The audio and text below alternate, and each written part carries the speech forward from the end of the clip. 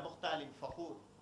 Allah doesn't like those, Allah doesn't like the one who claim himself, who present himself superior than others.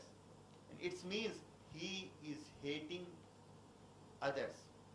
And he has no ground, no logic, and no base to be superior.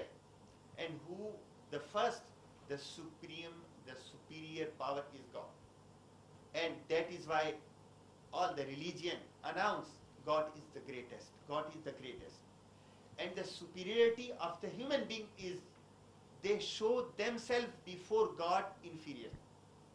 All the human beings, we have been created by God. So if you think you are superior, it means you have something wrong in your mind.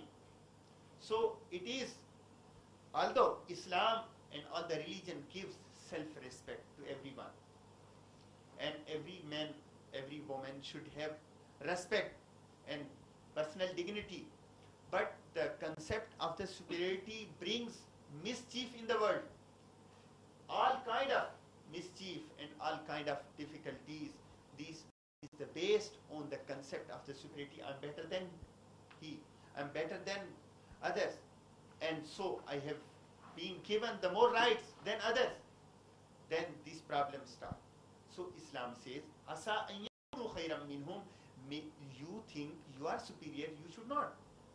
Ya ayyuhan nas, O people, O children of Adam, you are all equal. Inna khalaqnakum min zakarin wa unsa.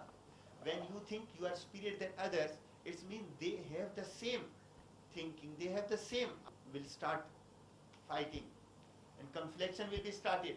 So it is better you leave on God. And God knows who is superior and who is inferior. But the superior would be one who his deeds and the belief is better than others. But everyone here, he can claim, my belief is better than others. My religion is better than others. So no, when he attributes the religion to God, then we should leave to God. And he will decide. Whatever you have been assigned through your religion, you should practice. When you practice your religion, and no religion emphasize on someone you are better than others, you should take the control of others. It is not.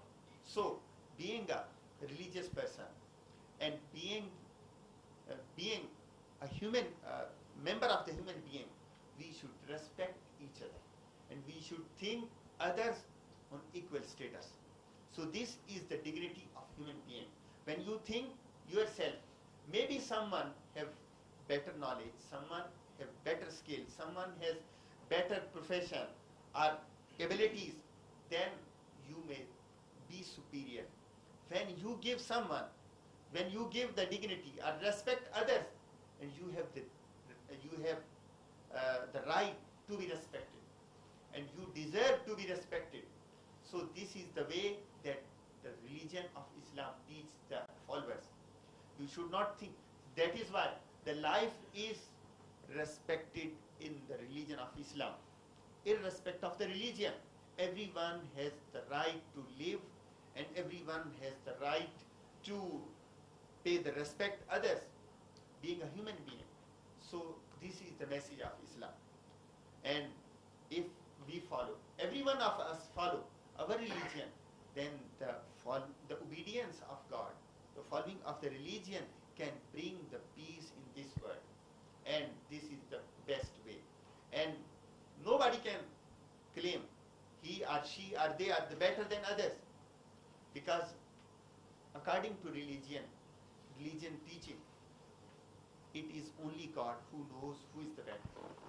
So if we understand this point, then nobody can create the problem and difficulties. May Allah subhanahu wa ta'ala show us the right path and the guidance, and we should follow, and that these following and the obedience can bring the peace in this world. I'm grateful for the organizer who invited us, and we have a chance to sit together, and maybe it will increase more future these kind of meetings, and I hope this thing will bring the peace in this world. Thank you very much. Thank you. I'm very delighted to be here. It's always a pleasure to be with my friends. I can't say colleagues because I'm a lay believer, so I do this in my part-time. Representing the Buddhist perspective on the topic.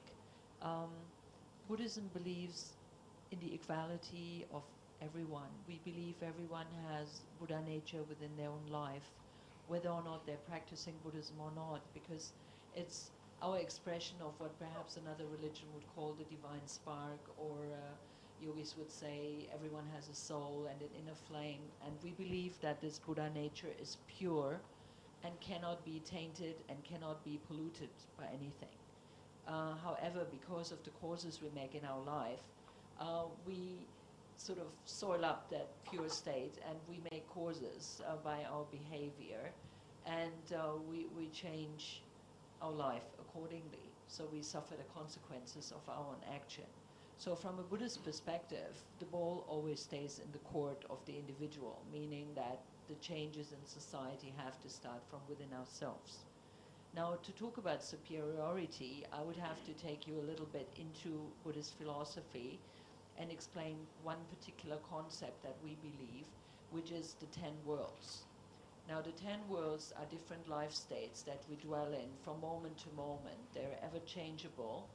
And the 3 lower paths are hell, which is a state where you have no hope and you feel no future, you feel totally out of control and out of sense of having any direction in your life.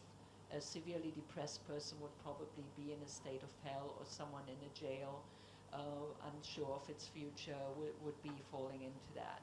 The second life state is a life state that is very noticeable in society. It's the state of hunger, which is insatiable desire for something. It starts with the basic desires of food and shelter, and it moves from there. But a person in the life state of hunger would never be satisfied with whatever is presented. And this is where consumerism is developing in society. The third lower life state, or evil path, is the world of animality, where people are driven by their instincts and desires and are recklessly following their own direction and their own path without concern to anyone around them, and without being really conscious about what action they are taking. The fourth life state is the life state of anger. And superiority and thoughts of superiority live in that life state. I'll get back to that in a second. I'll just take you through to the other states. So from anger, we move on to tranquility or humanity, which is a life state I think that we are looking to aspire in meetings like today. Then there is the life state of realization and learning, where we look to develop ourselves, where we look to study, where we look to grow. Then there is the life state of realization, when what we have learned comes to fruition. And from there we move on to the life state of Bodhisattva, where you will find great world leaders like Mahatma Gandhi, or you find Mother Teresa in that life state. And of course the ultimate goal is the attainment of Buddhahood, which is a pure form. But it's not a steady goal. It's not a destination you reach. It's work in progress, and I think that the people who have really attained that state continually are very, very rare and very few. Now coming back to the world of anger. Of these 3 evil paths, hell, hunger, and animality, those are states of blindness. The blind destructive rage of hell, the blind all-consuming desire of hunger, and the blind urgent instinct of animality, all have the tendency to make people stumble around in suffering. Now anger, which is the fourth of the 10 worlds and still one of the lower life states, differs from hell, hunger, and animality in that it possesses a degree of self-awareness. In terms of those 10 worlds, anger is identified with the workings of the ego, that part of the consciousness in which the self is aware of its own uniqueness and its apparent separation from the rest of the universe. Arnold Toynbee, a famous philosopher, described it this way: a living